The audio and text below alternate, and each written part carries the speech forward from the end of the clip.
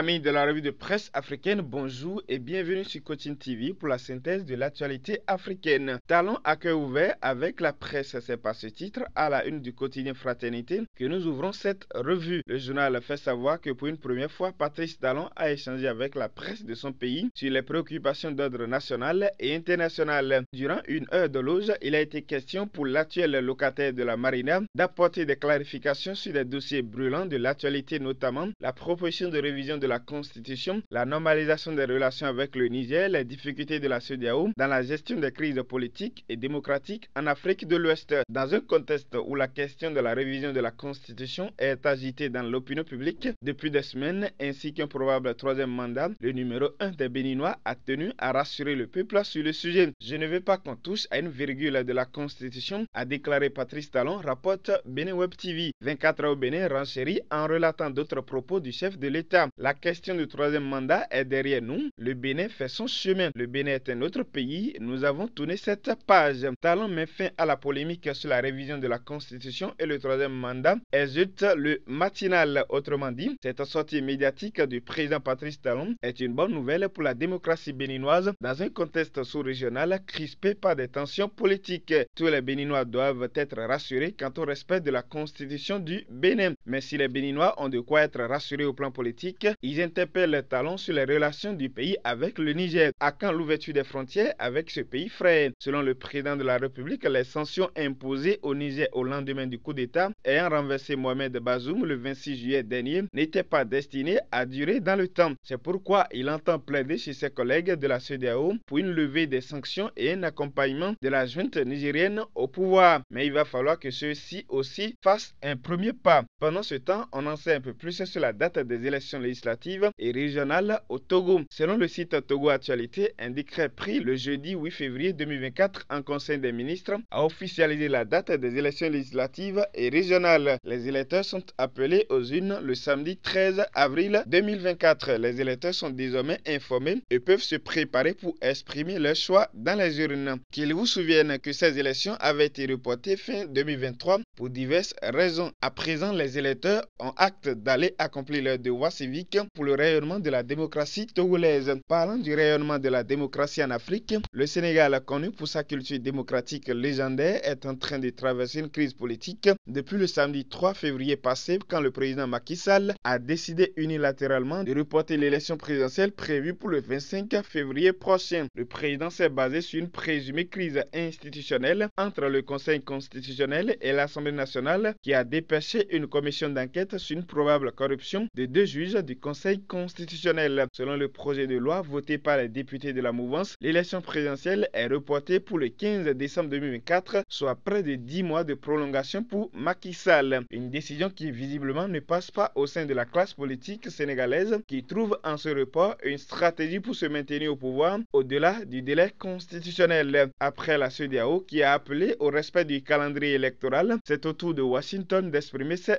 inquiétudes. Les États-Unis sont profondément préoccupés par les mesures prises pour repousser l'élection présidentielle du 25 février au Sénégal, une mesure qui va à l'encontre de la forte tradition démocratique du pays, rapporte Jeune Afrique. Une position soutenue également par le stratège coach Patrick Amanpoyon qui demande au président Macky Sall de rebrousser chemin pendant qu'il est encore temps. Il invite les chefs d'État de la CEDEAO et les autres à aller discuter avec Macky Sall et ne pas se limiter uniquement au communiqué. C'est ainsi qu'on peut sauver le Sénégal et restaurer la paix dans le pays du Sédar Senghor. Actualité au Gabon, à présent à 2 semaines du sommet de l'Union africaine prévu du 17 au 18 février prochain à Addis Abeba. En Éthiopie, le président comorien Azali Assoumani est allé dans la capitale gabonaise le 5 février 2024 pour une visite de travail et d'amitié. Il a eu un tête-à-tête avec le président Brice Clotaire Oligui Nguema et une signature d'accord. C'est une rencontre qui a permis aux deux personnalités de réchauffer les liens qui lient les deux pays et aussi évoquer la transition en cours avec l'actuel président de l'Union africaine. Pour rappel, le général Brice Oligui Nguema a renversé le président Ali Bongo à la faveur des élections présidentielles passées pour des raisons de non-transparence dans le scrutin. Parlons santé en Afrique, précisément au Burkina Faso. Le pays a lancé le lundi la première campagne nationale de vaccination antipaludique avec le début effectif de l'introduction du vaccin RTSS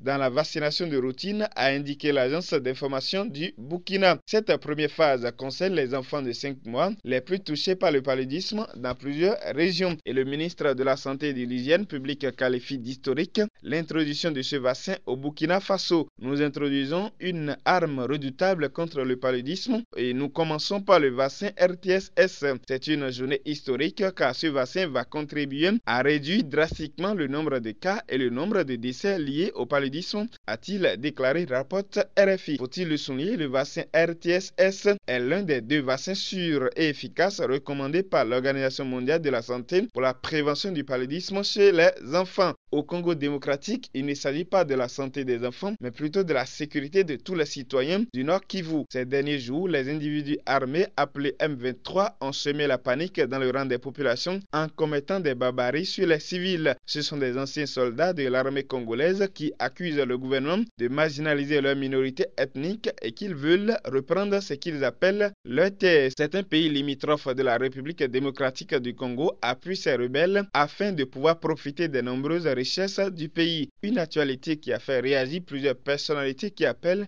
à la paix à l'image du coach Pouyon. Dans son adresse, il invite la communauté internationale à sortir de son silence coupable pour agir envers le Congo démocratique, tout comme ils le font envers l'Ukraine. À en croire coach Pouyon, l'armée congolaise finira par gagner cette bataille en cette année 2024. Vivement qu'il en soit ainsi afin que les populations du Nord Kivu puissent continuer par vivre tranquillement et dans la paix. Digital Congo mentionne aussi les assurances du gouvernement de Tshisekedi à travers la voix de son ministre de la Défense. Tout est mis en œuvre pour que Goma ne tombe pas à affimer Jean-Pierre Bemba. On parle de football avant de terminer cette revue. Dernier week-end de la CAN 2023 en terre ivoirienne. Cette grande compétition qui a débuté depuis le 13 janvier a connu les 2 finalistes mercredi dernier. Le Nigeria, après avoir battu l'Afrique du Sud en demi-finale au tir au but, affrontera le pays hôte, à savoir la Côte d'Ivoire, ce dimanche à partir de 20h GMT. Le quotidien Sahel tribune face à cette qualification inespérée des Ivoiriens, écrit à sa une la résurrection des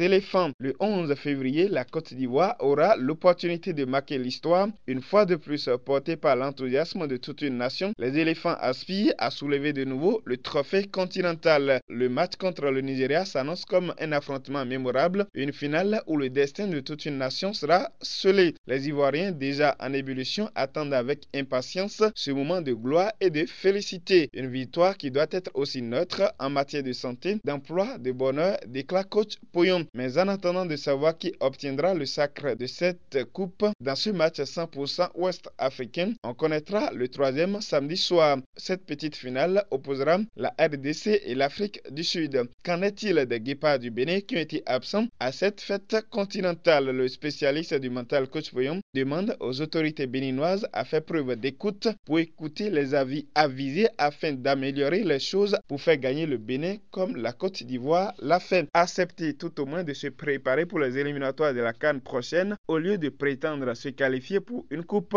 du Monde. Un message important que doit pouvoir intégrer la Fédération béninoise de football s'il souhaite améliorer les résultats actuels des guépards du Bénin. Du foot aux finances avec les enseignements du coaching. Dans l'émission Éclairage du coach, on apprend à la surprise générale que donner est la plus puissante des prières. Dans la vie, il faut apprendre à sacrifier le peu qu'on a pour avoir plus. Donner, c'est susciter l'envie de l'univers à nous bénir. Celui qui ne donne pas n'est pas intelligent. En quoi le fait de donner est une prière et une prière puissante? Que gagne-t-on à donner et que risque-t-on à ne pas donner? Réponse à retrouver sur Coach Pouyon officiel sur YouTube. Ainsi s'achève cette revue de presse africaine présentée par Jérôme Wenceslas-Capo avec Guillaume Lofond à la réalisation depuis le studio Bernard Comlan Pouyon de Cotonou. Merci pour votre attention et à samedi prochain.